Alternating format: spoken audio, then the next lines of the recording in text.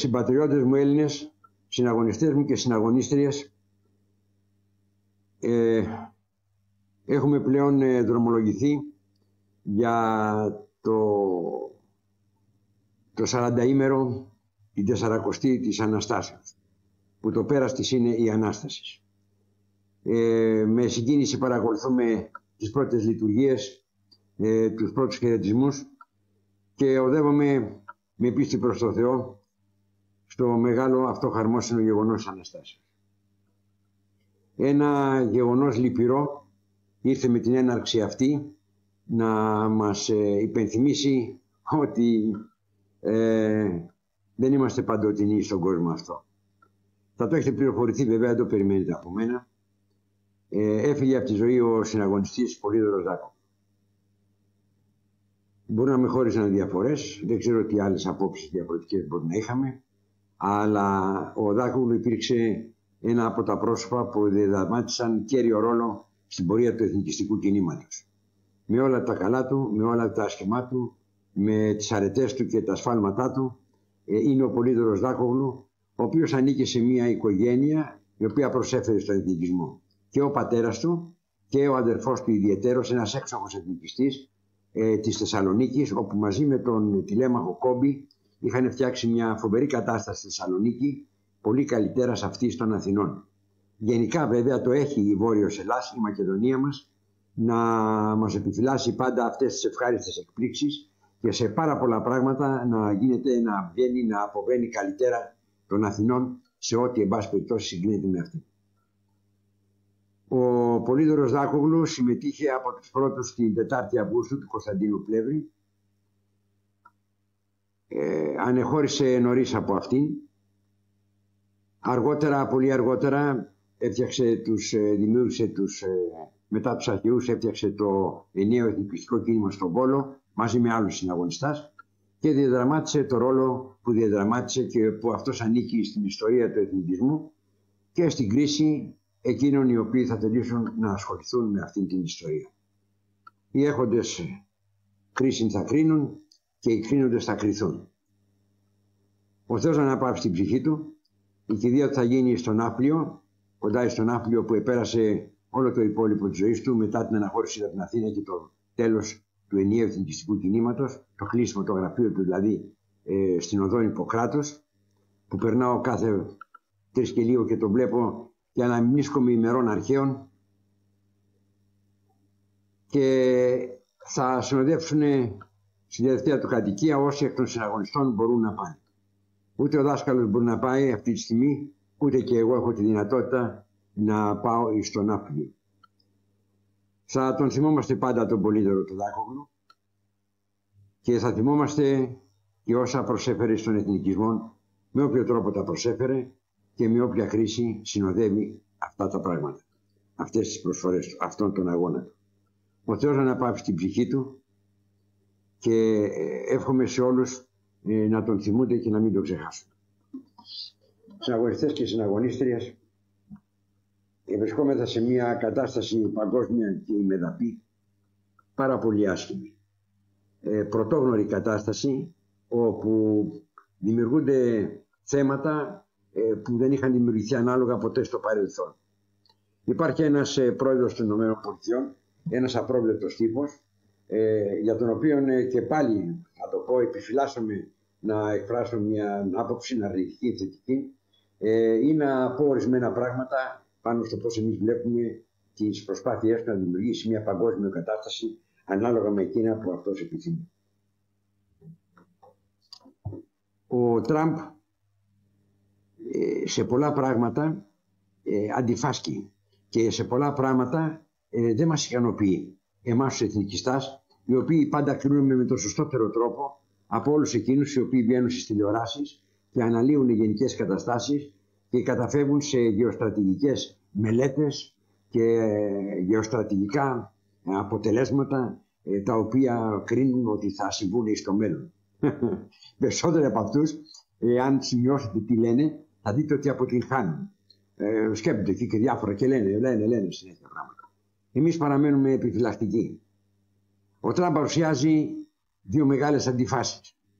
στέκεται απέναντι στην παγκοσμιοποίηση, την οποία θέλει να καταργήσει, με αυτά τα μέτρα τα οποία λαμβάνει κυρίως εναντίον της USAID, την οποία έχει στοχεύσει και πολύ καλά κάνει ο Elon Musk και στρέφεται εναντίον της, και μάλιστα έκανα την τελευταία ομιλία πριν βέβαια πεθάνει ο Πολύδωρος Δάκογλου, ο οποίος νοσηλεύεται στο νοσοκομείο και δεν θέλησε αυτό να το μάθει κανένας από την καταραμένη αυτή αρρώστια, η οποία τόσο κόσμο έχει αφανίσει, και το εφήλατε αυτό ως μυστικό στο νοσοκομείο που βρίσκεται. Και εγώ τώρα το πληροφορήθηκα αυτό, εχθές τα πληροφορήθηκα όλα αυτά και όλη την τραγωδία την οποία επέρασε σχετικός μόνος του. Θέλω να πω, χωρίς να το ανακοινώνει σε κανέναν από τους συναγωνιστάς του, πρώην ή καινή. Επανέρχομαι όμως στον Τραμπ, ο οποίος μέσα σε αυτές τις αντιφάσεις βγαίνουν χαρακτηριστικά δύο τάσεις του, τις οποίες ειλικρινώς όταν πάμε να τις φέρουμε κοντά τη μία στην άλλη, αποτυγχάνουμε. Απ' τη μία, όπως είπα προηγουμένως, στρέφεται εναντίον της παγκοσμιοποίησεως με των αγαπητών του συνεταίρων και συνβοηθών και συναγωνιστή δικών του, τον Elon Musk. Από την άλλη, στρέφεται υπέρ των Εβραίων. Και ενώ η παγκοσμιοποίηση αφορά ακριβώς τις τακτικές των Εβραίων ανά τον κόσμο και τα στρατηγήματά τους για να κατέξουν αυτής της παγκοσμίου κυριαρχίας, αυτά τα οποία λαμβάνει ως αντικείμενα, τα οποία θα πρέπει να τεθούν σε εφαρμογή ο Τραμπ, αντιβαίνουν με όλα αυτά των Εβραίων, τους οποίους όμως από την άλλη πλευρά θα υποστηρίξει και θα στηρίξει εκεί στη Μέση Ανατολή, με εκείνο το οποίο διακαώς επιθυμούν οι Εβραίοι, να εξαφανιστεί δηλαδή ο Παλαιστινιακός λαός, να καταφύγουν οι Παλαιστίνοι σε άλλα μέρη, σε άλλες χώρες αραβικές ή οπουδήποτε θέλουν να πάνε, και να παραδοθεί η ταλέπορος εκείνη λωρίδα της Γάζης, την οποία τους είχαν επιδικάσει και στην οποία είχαν καταφύγει, σε μια λωρίδα η οποία άγωνος ήταν, χωρίς να μπορεί να καλλιεργηθεί, χωρίς να μπορεί να παράγει, και στην οποία θα πρέπει τώρα πλέον να την αποχωρήσουν τελείως και να στραφούν προς γείτονες χώρες ή όπου αλλού ήθελαν να πάνε. Αυτά τα δύο δεν συμφωνούν μεταξύ τους. Μας δίνει την εντύπωση ότι μια θέλει να κανακέψει και να χαϊδέψει τους Εβραίους, έτσι ώστε να εξασφαλίσει απέναντί τους μια ανοχή σε αυτά τα οποία κάνει και τα οποία αντιβαίνουν τους γενικούς τους κανόνες, τις γενικές προσπάθειες, δηλαδή την παγκοσμιοποίηση, την οποία ενισχύουν και οι Μεγαλοεβραίοι της Αμερικής, με επικεφαλής τον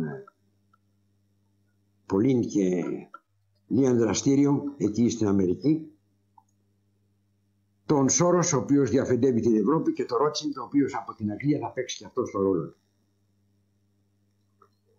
Λέω στους συναγωνιστές μου ότι αυτές οι δύο αντιφάσεις είναι εκείνες οι οποίες μας κάνουν να μην μπορούμε να δώσουμε ένα τέλειο χαρακτηρισμό στον Τραμπ και να θέσουμε την δική μας θέση απέναντι σε όσα αυτός κάνει, σε όσα αυτός προγραμματίζει.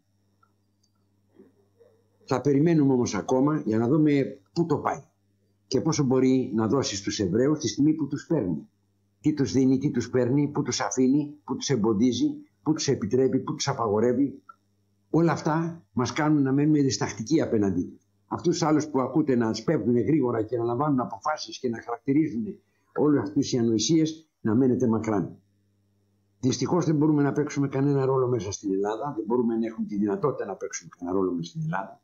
Δεν έχουμε τις δυνατότητες ενός κόμματος. Δεν υπάρχει κατ' εμέ αυτή τη στιγμή το αναγκαίο εκείνο κόμμα το οποίο θα μπορούσε να αντιπροσωπεύσει τους Έλληνες εθνικιστάς. Ο ελληνικός εθνικισμός δεν έχει βρει ακόμα το κατάλληλο πρόσωπο, το δικό του πρόσωπο, δεν εννοώ αρχηγό, εννοώ την ιδεολογία του, την οποία να θέσει σε εφαρμογή. Μετά βέβαια θα χρειαστεί το πρόσωπο, ο αρχηγός, θα χρειαστούν τα πρόσωπα, οι συναγωνιστές, αλλά όλα αυτά αυτή τη στιγμή φαίνονται όνειρο ακόμα. Πληρώνουμε ακόμα τα λάθη του παρελθόντος, τα οποία κατ' εμέ δεν ήσαν τόσο λάθη, αλλά ενέργειες κατευθυνόμενες, οι οποίες οδήγησαν τον εθνικισμό στο σημείο αυτό τον οποίο τον οδήγησαν σήμερα. Μένω έτσι να σχολιάσω ένα γεγονός του Τραμπ, αυτό της περίφημου εκείνης συνομιλίας του με τον Εβραίο Πρωθυπουργό και πρόεδρο τον Εβραίο πρόεδρο της Ουκρανίας, και να διαπιστώσω ότι για πρώτη φορά μέσα στην ιστορία της διπλωματίας είδαμε και ακούσαμε πράγματα τα οποία μέχρι τώρα δεν είχαμε ξαναδεί, ούτε είχαμε ξανακούσει ποτέ. Αυτή η συνομιλία, όπου την είχε φυλαγμένη κυριολεκτικός ο Τραμπ, ενώ ήξερε ότι ήταν Εβραίος, ενώ ήξερε ότι πίσω από αυτόν είναι ο Σόρος, ενώ ήξερε το ρόλο που παίζουν οι Εβραίοι στην Ευρώπη, ενώ ήξερε ότι ο Ζελένσκι προωθήθηκε στην Προεδρία της Ουκρανίας, στην πρώτη θέση της κυβερνήσεως της Ουκρανίας από τους Εβραίους, με απότερο στόχο να δημιουργήσει μια κατάσταση γενικότερη, να εμπλέξει ολόκληρο την Ευρώπη και γιατί όχι και την Αμερική εναντίον της Ρωσίας. Έτσι λοιπόν ακούσαμε να του λέει εκείνα τα τρομερά πράγματα, ότι μπήκαμε σε έναν πόλεμο ο οποίος δεν έπρεπε να γίνει και που η Ουκρανία δεν θα μπορούσε να κερδίσει. Προσέξτε τι του λέει. Προσέξτε τι του λέει. Αυτά που είπε ο Τραμπ, από τα πολλά αυτά κράτησα περισσότερο, και κυρίως εκείνο το τρομερότερο απ' όλα, ότι σου δώσαμε 350 δισεκατομμύρια και μας είπες ότι τα μισά από αυτά λες ότι δεν υπάρχουν. Πού τα πήγες, πού πήγαν αυτά? Ο Ζελένσκι δεν απήντησε. Ποια είναι τα σκάνδαλα εκείνα τα οποία είχαν αρχίσει να ξεφεύγουν από την Ουκρανία και να διαχέονται εις ολόκληρον την Ευρώπη και σε όλα εκείνα τα πηγάς πληροφοριών της Δύσεως, τα μαζικά μέσα ενημερώσεως, τις τηλεοράσεις, και να μας λένε περί σκανδάλων οικονομικών στην Ουκρανία, τα οποία σκάνδαλα βρίσκουν μια απήχηση σε αυτά τα οποία του είπε ο Τραμπ. Τα μισά μας λες ότι δεν ξέρεις που είναι, πού πήγανε. Πού πήγανε. Για πρώτη φορά εμφανίζονται εδώ πληροφορίες, τις οποίες ξέραμε, δεν ήταν ανάγκη, και να μην τους λέγανε, το ξέραμε αυτό το πράγμα, τις πληροφορίες τις οποίες είχαν οι Ουκρανοί για τα πλοία των Ρώσων που βήθησαν, για το τι συμβαίνει μέσα στη Ρωσία, πώς εφοδιάζονται οι Ρώσοι, με τι εφοδιάζονται, πώς κινούν τις γραμμές εκείνες επιθέσεως, τις γραμμές αμήνης, όλο αυτόν τον κόσμο τον οποίο ελέγχουν τα αμερικανικά μέσα ενημερώσεως μέσα από τους δορυφόρους και τα οποία τα έδιδαν στους Ουκρανούς με τη σειρά τους και οι Ουκρανοί τα εφήρμοζαν πάνω στο πεδίο της μάχης. Αυτό το ξέραμε, διότι ξέραμε πολύ καλά ότι οι Ουκρανοί δεν είναι σε θέση να αντιμετωπίσουν τη Ρωσία έτσι όπως φαίνεται ότι την αντιμετώπιζαν, αν δεν είχαν κάποιον ο οποίος να τους βοηθάει. Και αυτό βέβαια τώρα φαίνεται από τις τελευταίες διαρρεύσεις πληροφορίες ότι ήταν τα μαζικά μέσα ενημερώσεως πληροφοριών των ΗΠΑ.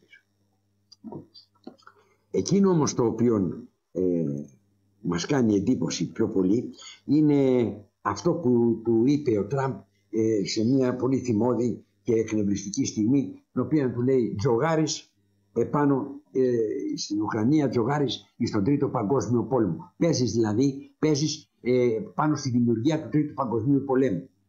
Είναι κάτι που φαίνεται ότι ο Τραμπ δεν το θέλει. Το γιατί θα μας αφήσει να το καταλάβουμε. Αλλά το ότι αυτό το οποίο βλέπαμε όλοι να γίνεται, δηλαδή να προσπαθούν να ξεσηκώσουν οι Εβραίοι του Σόρος και του Ρότσιλντ και του Ρόκεφέλερ της Αμερικής, περί αυτό να μιλούσα όταν σας έλεγα προηγουμένως στην Αμερική, ο Ροκφέλερ ήταν. Λοιπόν, και του Ροκφέλερ να ξεσηκώσουν τις ευρωπαϊκές κυβερνήσεις για να πολεμήσουν, να χτυπήσουν τη Ρωσία, να γίνει ο Τρίτος Παγκόσμιος Πόλεμος. Αυτό θέλανε οι Εβραίοι. Και αυτό επιθυμούν, διότι ξέρουν πολύ καλά ότι μετά από ένα τέτοιο πόλεμο, εκείνοι οι οποίοι θα έχουν όφελος θα είναι αυτοί, οι οποίοι θα μείνουν πάλι απ' έξω, θα μπορέσουν να διευθετήσουν τα πράγματα στη Μέση Ανατολή κατά τον καταλληλότερο για αυτούς τρόπο και θα μπορέσουν να εξασφαλίσουν τη νίκη τους επάνω στη Ρωσία, την Ορθόδοξη Ρωσία, την οποία μισούν θανάσιμα και την οποία θέλουν να καταστρέψουν. Και δεν είναι τυχαίο το ότι το Κομμουνιστικό Κόμμα, ο κομμουνισμός, έλαβε πρώτη φορά σάρκα και οστά σε μια χώρα όπου ο Μάρξ είχε πει ότι αν κάποια χώρα δεν μπορεί να δεχτεί ποτέ τον κομμουνισμό και δεν θα ήταν δυνατόν να επικρατήσει ο κομμουνισμός, αυτή ήταν η Ρωσία. Θα συμπουρδες, έλεγε ο Μάρξ. Και οι Εβραίοι κατάφεραν στη Ρωσία να γίνει το πρώτο κομμουνιστικό πείραμα, η πρώτη κομμουνιστική επανάσταση, η οποία βέβαια και τελικώς απέτυχε με τα γνωστά σε όλους μας αποτελέσματα, με την πτώση κτλ. Το Γκορμπατσόφ και όλα αυτά τα οποία γνωρίζει. Εκείνο το οποίο όμως δεν χάνουν οι Εβραίοι από το μυαλό τους και δεν τα αφήνουν είναι η καταστροφή της Ορθοδόξης Ρωσίας και έπονται και άλλα πράγματα μετά την καταστροφή αυτή, όπως ακριβώς τα σχεδιάζει ο Εβραίος Σαμουήλ Χάντιγκτον. Ο Χάντιγκτον έχει βγάλει ένα πρόγραμμα το οποίο χωρίζει την Ευρώπη, τη Δύση, από τα Βαλκάνια, από την Αδριατική και ανατολικότερα, και βγάζει και την Ελλάδα μάλιστα έξω από την Ευρώπη. Θέλει να τη διώξει την Ελλάδα ο Σαμουήλ Χάντιγκτον από την Ευρώπη και να την κατατάξει στα σλαβικά κράτη. Μάλιστα αναφέρει ότι δεν είμαστε καν Ευρωπαίοι, είμαστε Σλάβοι, δεν είμαστε καν καθαρός λαός. Ο Σαμουήλ Χάντιγκτον, μια θεωρία τραγική για εμάς, η οποία φαίνεται ότι και αυτή τοποθετείται μέσα στα σχέδια των Εβραίων, τοποθετείται μέσα στα σχέδιά τους για μετά τη λήξη αυτού του παγκοσμίου πολέμου, του Τρίτου Παγκοσμίου Πολέμου. Έτσι για την ιστορία θα σας πω μόνο ότι υπήρξα ο πρώτος ο οποίος κατηγόρησα, έφερα σε φως, αντιμετώπισα, φέρνοντάς την στη σκηνή νόμη. Όχι πως δεν το είχα, και οι εφημερίδες το γράψαν αυτό, αλλά στις τηλεοράσεις κανείς δεν το σχολίασε αυτό, την θεωρία του Σαμουήλ Χάντιγκτον, ότι οι Έλληνες είναι σλαβικής προελεύσεως, σλαβικής καταγωγής πλέον, δεν έχουν καμία σχέση με την αρχαία Ελλάδα και ότι θα πρέπει να απομονωθούμε από την Ευρώπη και να προσδεθούμε στο άρμα των σλαβικών κρατών, με τη Ρωσία βέβαια να στέκεται ως το αντίπαλο δέος όλων των ευρωπαϊκών προηγμένων λαών εθνών. Και είναι επίσης άξιον παρατηρήσεις ότι ενώ βγήκα σε μια όχι και τόσο εκπομπή η οποία να έχει κόσμο, δηλαδή να είναι αρεστή σε πολλούς, στην εκπομπή ενός μοναχού του πατρός Μαξίμου, και μίλησα για το σχέδιο Χάντιγκτον και το ανέλησα όσο μπορούσα να ρωτήσω εδώ και πολλά χρόνια τώρα. Εκείνος ο οποίος βρέθηκε να μας επιτεθεί ήταν κάποιος από την ΕΠΕΝ, γνωστός μασόνος, δεν θέλω να πω το όνομά του, αλλά άμα χρειαστεί μπορώ και να το αναφέρω, για να δείτε και να καταλάβετε τι έγινε το μέσα στην δικτατορία της 21 Απριλίου, και αν αυτό δυσαρεστεί ορισμένους, πολύ λίγο με νοιάζει, την αλήθεια λέω και την αλήθεια υπηρετώ με αυτά. Δεν είπα ότι όλη η κατάσταση τότε πήγε το κάτω από την μασονική διοίκηση, όχι, αλλά ήταν πάρα πολλές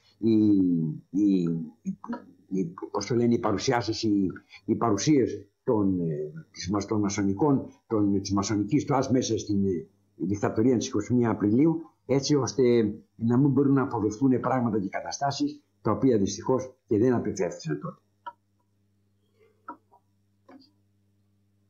Λέω λοιπόν ότι ο Τραμπ παρουσίασε, παρουσίασε σε όλο τον κόσμο αυτό το οποίο σχεδιάζεται να συμβεί μέσα από τις ευρωπαϊκές κυβερνήσεις και μέσα από τον πόλεμο της Ουκρανίας εναντίον της Ρωσίας. Δηλαδή να υπάρξει ο τρίτος παγκόσμιος πόλεμος.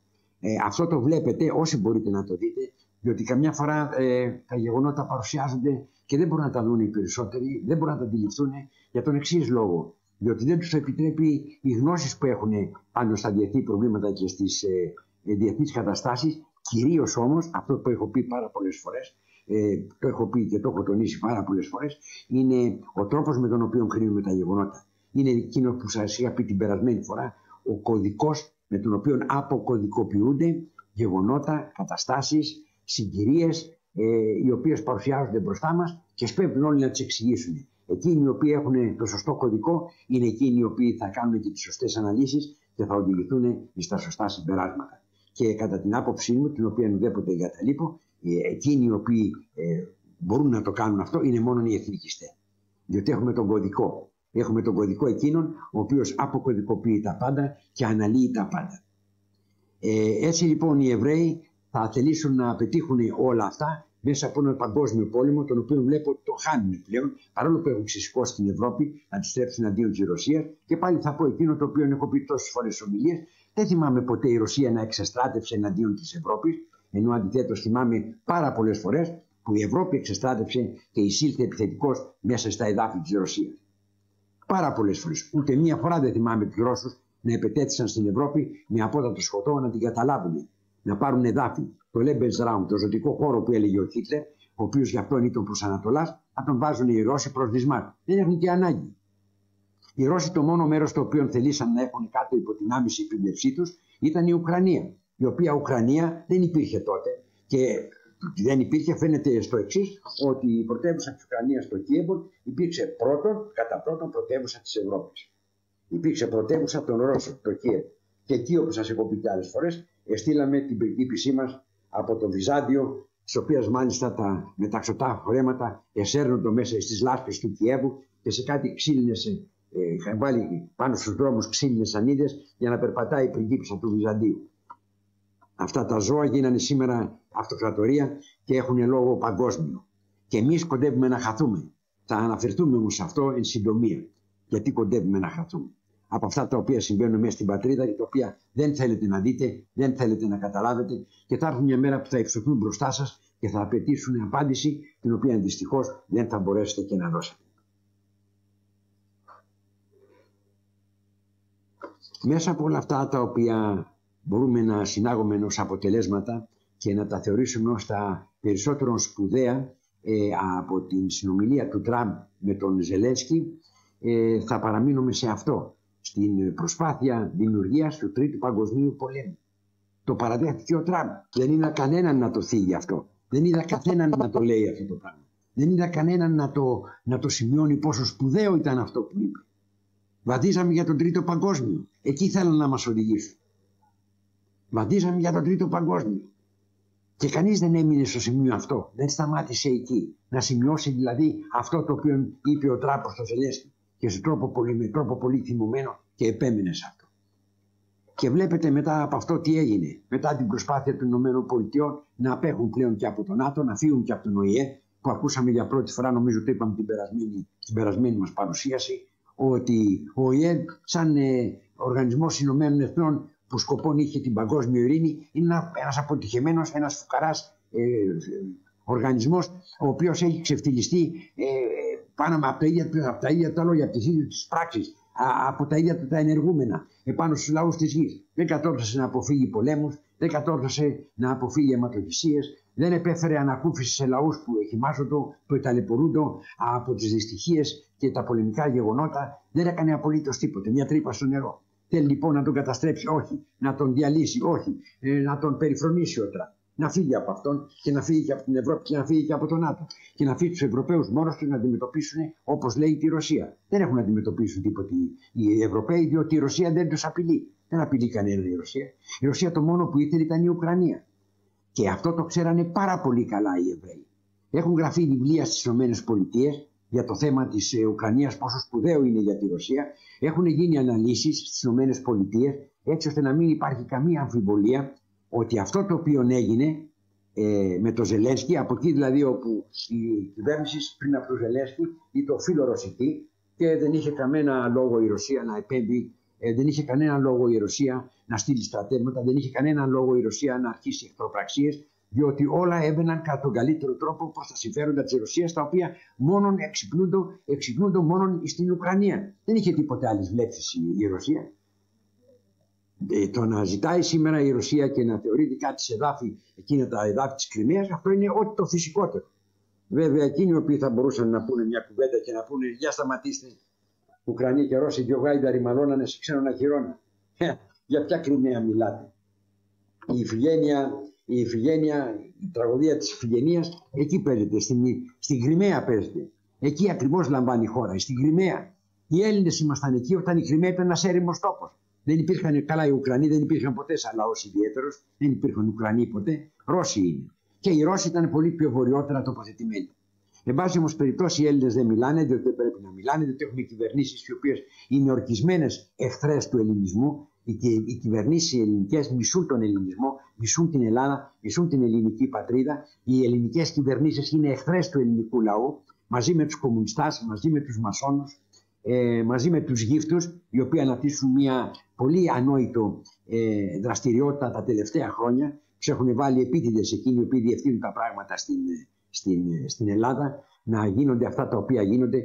8 φορές κλέψαν το σπίτι μου. 4 σε μένα και 4 στην αδερφή μου. Έχουν καταβλέψει την μισοκοινωνία, κάνουν εγκλήματα, σκοτώνονται μεταξύ τους, σκοτώνουν ξένους. Έχουν αποθρασινθεί τελείως. Τέλος πάντων, επανέρχομαι λοιπόν στην πατρίδα μας εδώ, η οποία έχει μπει στο μικροσκόπιο, το έχω πει χιλιάδες φορές να καταστραφεί. Στην πατρίδα μας η οποία έχει μπει στο μικροσκόπιο των Εβραίων να διαλυθεί τελείως και με βοηθούς τους κομμουνιστάς, τους εν Ελλάδη εμπισκομμένους Εβραίους, τις μασονικές θέσεις οι οποίες ελέγχονται από τον Εβραϊσμό και έκανα ένα λάθος τις περασμένες φορές, να το διορθώσω. Σας είχα πει ότι υπάρχει μια σύραγγα υπόγειος, η οποία ενώνει την στοά της οδού Αχαρνών με τη συναγωγή. Λάθος. Η συναγωγή είναι πολύ μακριά από τη στοά. Την ενώνει με το Κεντρικό Ισραηλινό Συμβούλιο, το οποίο είναι δίπλα από τη στοά. Ενώνεται υπογείως. Και αυτό σας είπα, όποιος θέλει μπορεί να μου κάνει μήνυση, να καταθέσω και στο δικαστήριο την πληροφορία μου αυτή, την οποία την πήραμε από αυτόν τον μηχανικό, ο οποίος και την κατασκεύασε. Ήθελα να το διορθώσω αυτό, διότι κάποιος μπορεί να το βρει και με την προθυμία που έχουν όλοι να με κατηγορήσουν, να με εξυπλήσουν, αν μπορούσαν να μου βγάλουν τα μάτια, διότι μέσα από τους εθνικιστάς πολλοί είναι εκείνοι οι οποίοι υπηρετούν το σύστημα και βγάζουν τα μάτια του εθνικισμού. Είναι πάρα πολλοί. Λέω λοιπόν και επανέρχομαι ότι μέσα από όλους αυτούς τους εγχωρίους πράκτορες και τους εγχωρίους προθήμους υπάρχουν και εκείνοι οι οποίοι ασχολούνται με το να δημιουργήσουν τη μακεδονική μειονότητα. Προσέξτε κάτι. Υπάρχει ένα πρόγραμμα, ένα σχέδιο. Σας το έχω πει χιλιάδες φορές. Υπάρχει μια συνωμοσία εναντίον της Ελλάδος. Υπάρχει μια συνωμοσία. Συνωμοσία λέγεται όταν κάποιοι ενεργούν κρυφά για την επίτευξη ενός σκοπού εις βάρος ενός λαού, ενός έθνους ή ενός προσώπου. Και αυτό συμβαίνει με την Ελλάδα. Και η συνωμοσία αυτή τη στιγμή ενεργείται εις βάρος του ελληνικού λαού, του ελληνικού έθνους. Γελιοποιούνται τα πάντα, γελιοποιούνται οι αξίες οι εθνικές, υπάρχει μια αποεθνικοποίηση, υπάρχει μια γελιοποίηση κάθε τύπου εθνικού, ηρωνίες, χλέβη, αστιότητες, η θρησκεία κατηγορείται, υβρίζεται, εξυβρίζεται, περιφρονείται, οι εορτές όσον και περνάει ο καιρός μειώνονται, χάνουν το κύρος τους, χάνουν τη λαμπρότητά τους, πρώτα οι μαθητικές εορτές, μετά οι χριστιανικές εορτές, μετά και οι εθνικές εορτές. Ό,τι μπορεί να κάνει ένα έθνος να καταρρεύσει, αυτή τη στιγμή ενισχύεται. Για δε την ελληνική κοινωνία έχει ήδη μισοκαταστραφεί. Είναι ήδη διαλυμένη. Οι οικογένειες είναι διαλυμένες. Οι γυναίκες ζητάνε συνεχώς διαζύγια. Έτσι λένε οι στατιστικές μελέτες. Τα περισσότερα διαζύγια γίνονται από γυναίκες. Υπάρχουν τάσεις διαλύσεως της κοινωνίας μέσα από την οικογένεια, όπου το παιδί να στρέφεται εναντίον των γονέων, οι γυναίκες εναντίον των ανδρών, οι άντρες να περιφρονούν τις γυναίκες. Μάλιστα τελευταίως έχουν αυξηθεί και οι θάνατοι των γυναικών εκ μέρους των ανδρών. Υπάρχει ένα αλαλούμ μες στην οικογένεια, το κύτταρο αυτό, στο οποίο στηρίχθηκε η ελληνική κοινωνία απαρχαιωτά των χρόνων.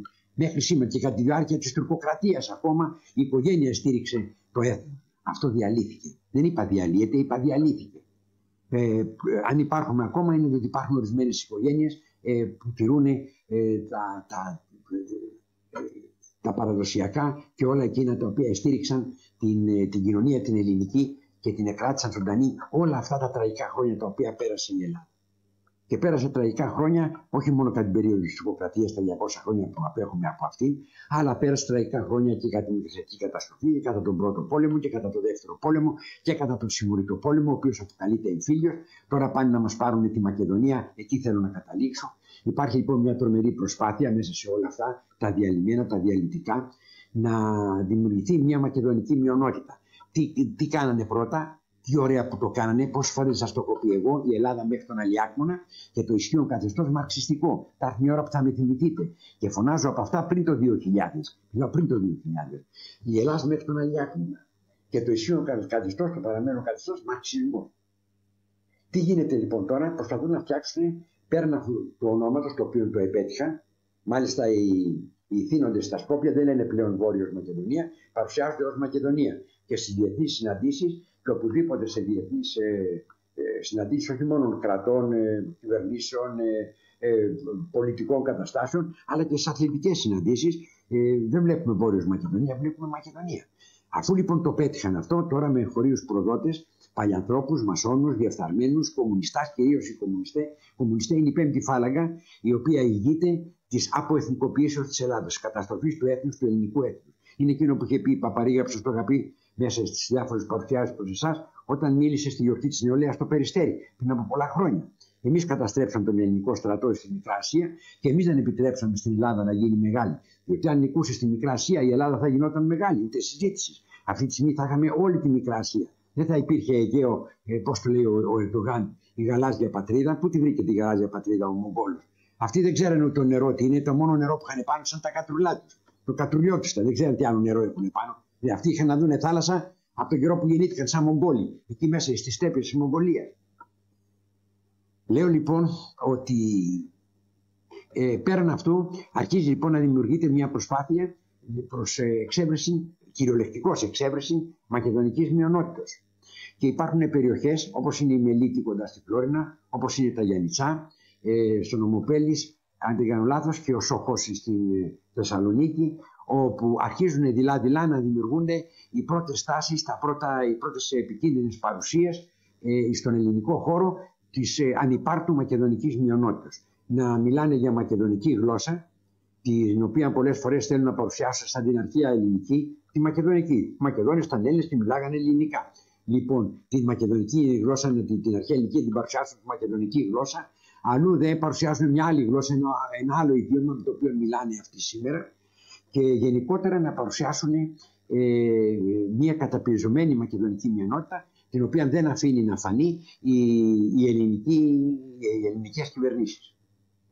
Οι ελληνικές κυβερνήσεις, οι οποίες κάνουν ό,τι μπορούν για να καταστρέψουν το έθνος, θα βρεθούν μια μέρα στις καταγγελίες αυτών των Σκοπιανών σε διεθνή φόρουμ, όπου θα ζητηθεί από αυτούς να απολογηθούν γιατί δεν επιτρέπουν την εμφάνιση της μακεδονικής μειονότητας, όπου ζητάνε τώρα να κάνουν σχολεία, να κάνουν γλώσσες, βρίσκονται μέσα στο Πανεπιστήμιο της Μακεδονίας, όπου ζητάνε έντρες εγμαθήσεως της μακεδονικής γλώσσης και οπωσδήποτε να παρουσιάσουν μια συντοχρόνω αυξανωμένη συνεχώς μακεδονική μειονότητα, η οποία θα συνδράμει το έργο αυτό της δημιουργίας δηλαδή της Μακεδονίας των Βαλκανίων ή αλλιώς της Μακεδονίας του Αιγαίου με πρωτεύουσα τη Θεσσαλονίκη. Μια τέτοια συνάντηση έγινε στη Μακεδονία τον περασμένο Δεκέμβριο. Το Δεκέμβριο του περασμένου έτους, όπου παρουσιάστηκαν 70 κοπρίτες μέσα σε μια αίθουσα. Ήταν και οπωσδήποτε παρίστατο και κομμουνιστές του ΣΥΡΙΖΑ. Δεν ξέρω το ΚΚΕ τι παριστάνει. Το ΚΚΕ κάνει αυτή τη στιγμή το χαζό, κάνει πως δεν καταλαβαίνει. Το ΚΚΕ σήμερα δεν έχει καμία σχέση, φαίνεται πως δεν έχει καμία σχέση με το ΚΚΕ. Το ΚΚΕ πριν τον πόλεμο, πριν το συμμορτοπόλεμο, μάλιστα λέει ότι δεν έχει και καμία σχέση με εκείνη την ΕΔΑ, την Νέα Δημοκρατική Αριστερά, η οποία ήταν το ΚΚΕ με άλλο πρόσωπο. Επειδή απειγορεύεται η εμφάνιση του Κομμουνιστικού Κόμματος στην Ελλάδα, δια νόμου απειγορεύεται. Τον οποίο τον εκατήργησε η καταραμένη δεξιά με εκείνον τον διαστραμμένο, τον bisexual, τον Κωνσταντίνο Καραμανλή. Έναν από τους πιο επικίνδυνους και πιο άχρηστους ανθρώπους και πολιτικούς που είχαν ποτέ εμφανιστεί στην πατρίδα. Έναν από τους τρεις εθνάρχες δηλαδή, όπου και αυτοί οι τρεις εθνάρχες, ο ένας περισσότερο από τον άλλον, κατέβαλαν κάθε προσπάθεια για να διαλυθεί αυτό το έθνος. Ο Βενιζέλος, ο Μακάριος και ο Κωνσταντίνος Καραμανλής. Σκατά στον τάφο τους. Λέω λοιπόν ότι βρισκόμαστε σε ένα νέο καθεστώς πραγμάτων αυτή τη στιγμή στη Μακεδονία. Δεν ξέρει κανείς τίποτε, δεν το έχετε πάρει χαμπάρι, δεν σας ενδιαφέρει, δεν σας λένε τα μαζικά μέσα ενημερώσεως απολύτως τίποτα. Γίνονται εργώδεις προσπάθειες στη Μακεδονία να ζητούνται πρόσωπα, διότι δεν έχουν και πρόσωπα. Είναι βέβαια το ουράνιο τόξο, το οποίο πέρανε από το πουστιρλίκι, το οποίο παρουσιάζει και από το οποίο διαφεντεύεται, ασχολείται και με τη Μακεδονία. Ασχολείται και με την Μακεδονία των Βαλκανίων, τη Μακεδονία του Αιγαίου, όπως σας την περιέγραψα προηγουμένως.